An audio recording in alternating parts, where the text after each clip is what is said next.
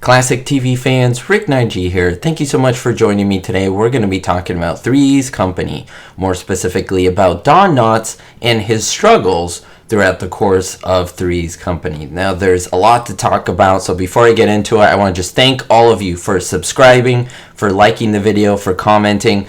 That's a free and absolute amazing way, all three of those, to support the channel. There's also Patreon link below. So many ways you could support the channel, and I do appreciate it. Don Knott appeared on Three's Company between 1979 and 1984, with a total of 115 episodes, playing the character Ralph Furley. Now, he replaced two characters, that's the Ropers.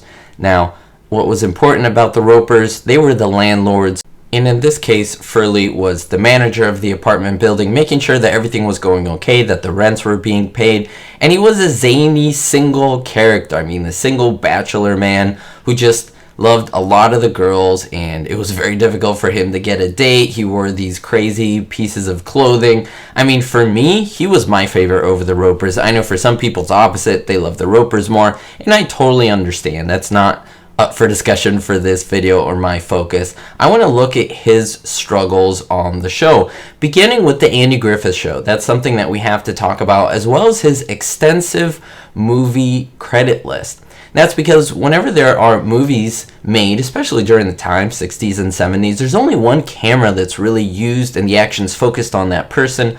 Lines are memorized and there's really no audience watching. There are several different takes until they get the perfect one. That's not the same as Three's Company. Three's Company was shot in front of a live audience, broadcast later on after editing and so forth, with 3 cameras. And so if you messed up, I don't know, the audience of 300 people or so, plus a camera crew, the actors, and everyone, they would laugh or just mess up and you would have to start all over again. So that was a struggle that he encountered, basically acting like a live theater play versus multiple takes, which was very popular for movies.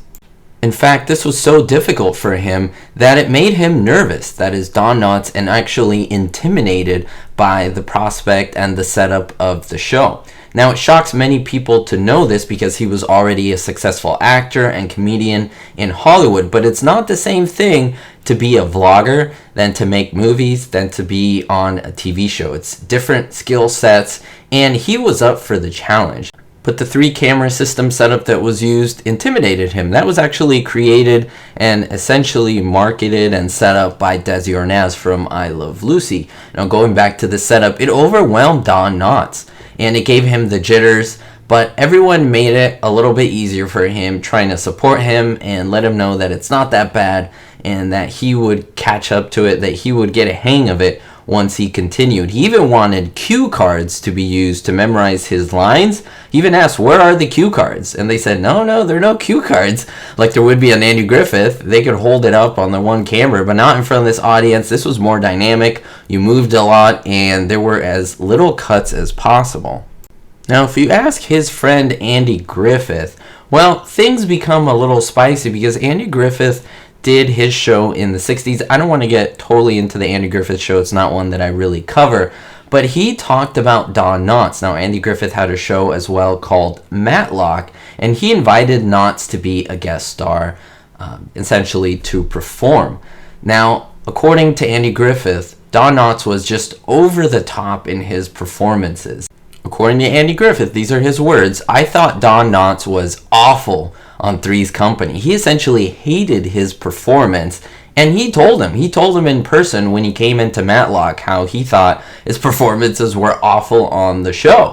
In fact, during filming of Matlock, he shouted and told Don Knott, Don, bring it down, you are on Three's Company too long, because he was performing the same way with those big, huge takes and everything, and it was way different than the style that Matlock used.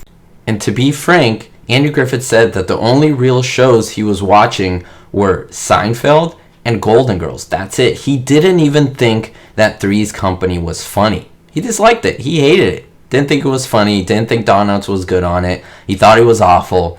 And that's pretty surprising coming from two guys that worked on a show for so long, that there was so much quote-unquote love there. But then we find out essentially the truth. There wasn't really an issue because Andrew Griffith brought Don Knotts to Matlock, so if they had a real issue, he wouldn't have brought him on the show. But the fact that he didn't enjoy his performances was nothing that he was shy about. Did you know about this? And did you know about his struggles on Three's Company? That's Don Knotts. I love to see and read your thoughts down below in the comments. We'll see you all next time. And don't forget, everyone, be hopeful. Thank you so much for supporting the channel, especially my Diamond tier patrons. Harold P., Terry Y., Jerry D., Citizen Kane 359, David D., Kevin K., Sally N., and Vito L. If you want to be on this list, make sure to check out the link in the description below for Patreon for exclusive content you won't see anywhere else.